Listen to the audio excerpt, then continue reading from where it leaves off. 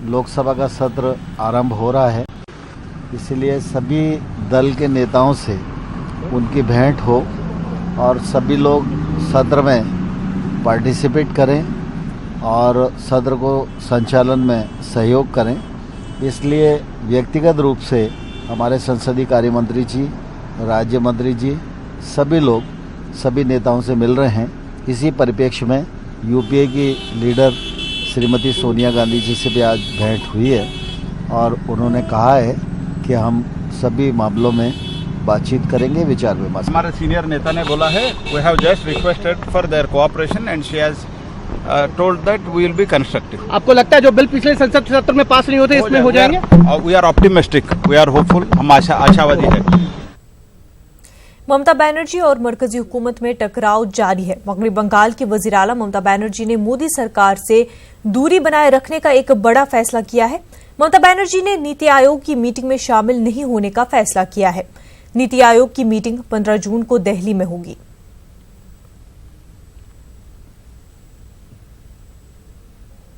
BJP leader Surendra Singh ने मुतनाज़ा बयान दिया है। सुरेंद्र ने मगरबी बंगाल की सीएम ममता बनर्जी को राक्षसनी बताया है।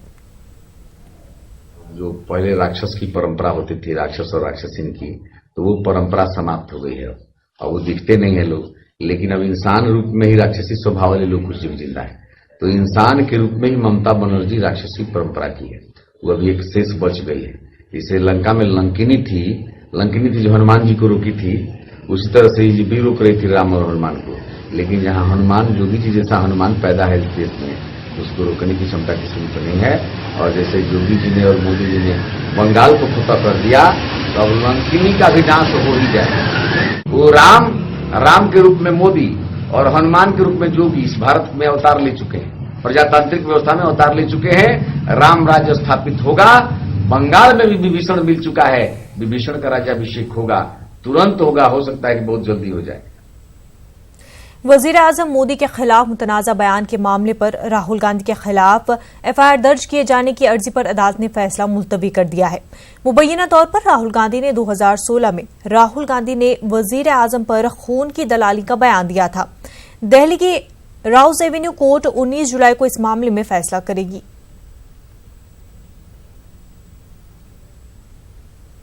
कांग्रेस लीडर शशि थरूर को वजीर आजम के सिलसिले में दिए गए मुतनाज़ा बयान से मुतल्लिक़ केस में जमानत मिल गई है। शशि थरूर ने वजीर आजम को शिवलिंग पर बैठे बिच्छू से ताबीर किया था। दिल्ली के राउस एवेन्यू कोर्ट में शशि थरूर के खिलाफ हद की इज्जत का मुकदमा दायर किया गया था। ये मुकदमा बीजेपी लीडर राजीव बब्बर ने दायर किया था। शशि थरूर को 25,000 के निजी मुचलके पर जमानत मिली है। मामले की अगली समाअत 25 जुलाई को होगी। दिल्ली के सीएम केजरीवाल समेत आपके दीगर लीडरों को दिल्ली की एक अदालत से राहत मिली है। हद की इज्जत मामले में अदालत ने आखिरी मर्तबा केजरीवाल समेत दीगर को पेश होने से छूट दी है। अदालत ने नाराजगी जताते हुए कहा कि आइंदा पेश न होने से छूट नहीं दी जाएगी। अलीगढ़ में नाबालिग लड़की के कत्ल के मामले में अब तक 2 मुलजिमीन को गिरफ्तार किया गया है। एक मुलजिम अभी भी पुलिस की गिरफ्त से बाहर है। मुलजिमीन के खिलाफ कौमी सलामती कानून के तहत फास्ट ट्रैक कोर्ट में मुकदमा चलाया जाएगा। पुलिस ने मामले की जांच के लिए एसआईटी तश्कील दी है। बच्ची की इस्मदरी के इल्जाम को पुलिस ने मुस्तरद कर दिया है। पोस्टमार्टम की रिपोर्ट में भी इस्मदरी की तस्दीक नहीं हुई है। बताया जा रहा है कि पैसों की लेन देन के मामले में बच्ची को कत्ल किया गया। राहुल गांधी ने इस मामले पर ट्वीट कर अफसोस का इजहार किया है।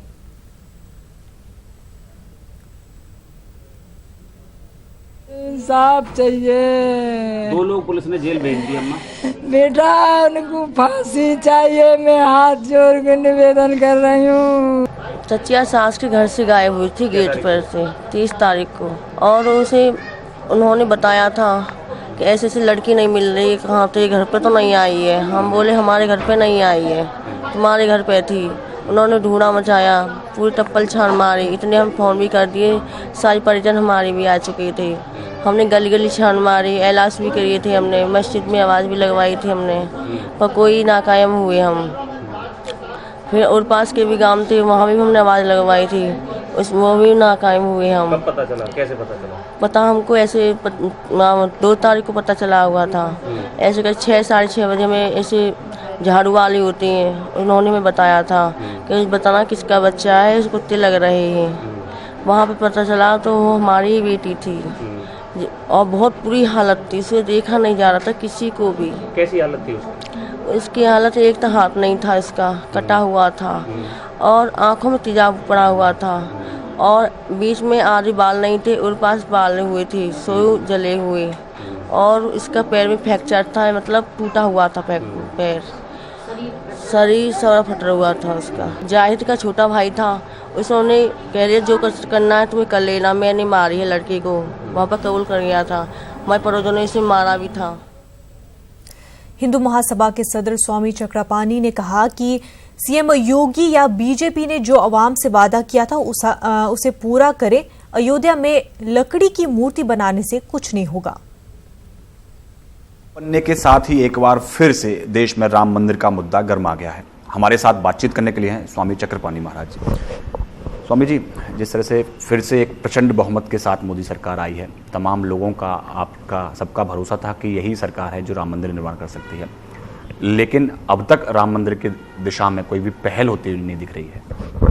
देखिए, इसमें कोई दो राय नहीं कि बीजेपी अपने एजेंडा में हर बार राम मंदिर का मुद्दा वो करती है और मुखरता से बात को कहती है कि हर राम मंदिर हम बनाएंगे या हर संभव प्रयास करेंगे, लेकिन इसमें कोई दो राय नहीं है और इनकार नहीं किया जा सकता। पिछले 5 साल तक जो सरकार रही मोदी सरकार, उसने कोई प्रयास नहीं किए, कोई भी ठोस कार्य नहीं किए जिसे हमें लगे कि राम मंदिर के लिए प्रयास उन्होंने किए। यहाँ तक कि पक्षकारों को बुला करके बात तक भी नहीं किया, क्योंकि हम लोग खुद उसमें पक्षकार हैं। माननीय सुप्रीम कोर्ट में अब तो मध्यस्थता चल रही है, तो अब कहीं ना कहीं सरकार अगर जो अब फिर प्रचंड बहुमत में आई है, इसीलिए आई है कि ऐसा लगता है कि जो सालों सालों से ये राम मंदिर का मुद्दा है, ये समाधान इनके कार्यकाल में हो जाएगा। तो इसलिए प्रचंड बहुमत की सरकार है। धारा 370 हो, समान नागरिक संहिता हो और तमाम ऐसे मुद्दे हैं जो काफ़ी समय से एक नासूर बना हुआ है देश के लिए, तो इसके लिए वो मिला है। तो अब सरकार को देखिए, अब योगी जी भी जा रहे हैं अयोध्या जी, कास्ट की प्रतिमा का अनावरण करने जा रहे हैं। तो एक तो आप ये देखिए कि गुजरात में पटेल जी की प्रतिमा कितनी ऊंची बनी है, अच्छी है, बनना चाहिए, लेकिन हमें लगता है उसी ऊंची बननी चाहिए भगवान श्री राम की प्रतिमा और उस अयोध्या जी में। तो ये जो छोटी प्रतिमा, कास्ट की प्रतिमा बना करके, हमें लगता है वो इससे कोई अंतर नहीं पड़ने वाला है। पूरे देश और पूरे विश्व में भगवान श्री राम की प्रतिमाएं हैं, लोग उनको आस्था और श्रद्धा से पूजते हैं और भगवान मानते हैं। इसलिए रामलला पे भव्य मंदिर निर्माण के प्रयास इनको करने चाहिए और ठोस प्रयास करना चाहिए। सिर्फ बातें बहुत हो चुका, डिबेट बहुत हो चुके, तर्क उतर बहुत हो चुका। अब आपको पूरे देश ने पूरी तरह सब कुछ आपके पाले में गेद है। पिछले 5 साल भी था और आप कहते थे राज्यसभा में भी हो, अब तो सब में हो गया प्रचंड बहुमत। तो इसलिए अब कोई विरोध करने वाला नहीं। अब आप राम के काम करने चाहिए और ठोस आप उस पर बताइए, देश को विश्वास में लीजिए और कुछ उस पर ठोस काम करिए। अभी देखिए, ममता बनर्जी को लोग जय श्री राम लिख करके बीजेपी ने अभियान चालू किया है। भगवान श्री राम उदार है और सबके लिए है। आप सिर्फ इस राम जी का इस्तेमाल करो चुनाव के लिए, राम जी का इस्तेमाल करो किसी महिला को या कोई मुख्यमंत्री किसी को चिढ़ाने के लिए, ये बिल्कुल ठीक नहीं है, भगवान का अपमान है। आप अगर जो थोड़ी सी भी आस्था है, तो बीजेपी कार्यकर्ता अगर वास्तव में राम भक्त हैं, सब राम भक्त, तो अब मोदी सरकार को जय श्री राम लिख के भेजे और इनको भेजने की आवश्यकता है, इधर उधर न घुमाए। ममता बनर्जी क्या करेंगी? हमें तो राम मंदिर से मतलब है ना। तो सरकार, आपने वादा किया था राम मंदिर के लिए, तो प्रधानमंत्री मोदी को पत्र भेजे कि राम मंदिर कब बना रहे हैं, उनको जैसे राम अब वो करने की आवश्यकता है। तो इधर उधर डाइवर्ट करने से कोई लाभ नहीं है।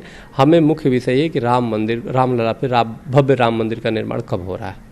धन्यवाद हमसे बात करने के लिए। साफ तौर पर कह रहे हैं स्वामी चक्रपाणी महाराज का कि काठ की मूर्ति लगाने भर से कुछ नहीं होगा। अब सरकार ये बताए कि जिस मुद्दे को लेकर वो सत्ता में आए, वो भव्य राम मंदिर का निर्माण कब होगा। कैमरा पर्सन सत्यप्रकाश के साथ पवन गौर, नेटवर्क 18, दिल्ली।